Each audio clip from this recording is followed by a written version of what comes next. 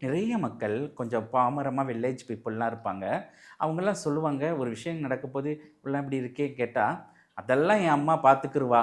அதெல்லாம் நான் கும்புற முருகன் பார்த்துக்கிருவான்னு" ம். சொல்லுவாங்க. அவங்களுக்கு எந்த டீச்சிங்கும் இல்ல.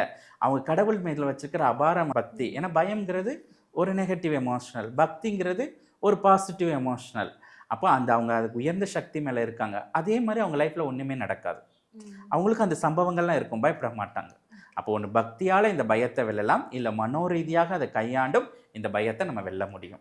ஒரு அ. குழந்தைக்கு வந்து இன்னைக்கு சின்ன விஷயங்கள்ல சைக்காலஜிக்கல்ல பயம் இருக்குன்னா, அது ஆரம்பத்திலே நம்மளுடைய பேரண்ட் அதுக்கான அந்த பயத்திலேருந்து எப்படி வெளில வரணும், அந்த டெக்னிக்கல் கத்துக் குடுத்து அவங்கள கொண்டு வர முடியும். சின்ன வயசுல இருக்க குழந்தைக்கு அந்த பிரபஞ்சம் மேல, யுனிவர்சல் மேல, கடவுள் மேல நம்மளுக்கு மீறி உயர்ந்த சக்தி நம்மள எப்பவுமே கைட் பண்ணுதுங்கிற ஒரு ஞானங்கள் கொடுத்து, அந்த மாரி ஒரு கனெக்ஷன்ல கொண்டு வரும்போது, நாளைக்கு ஒரு பிரச்சனைகள் வரும்போது, ஏதோ பயப்படக்கூடிய ஒரு சம்பவம் வரும்போது, என்னோட கடவுள் என்ன காப்பாத்துவாரு. என்னோட உயர்ந்த சக்தி என்ன ஹெல்ப் பண்ணுங்கிற ஒரு பிலீவ் கொடுத்துட்டாலே, அங்க பயப்படாது.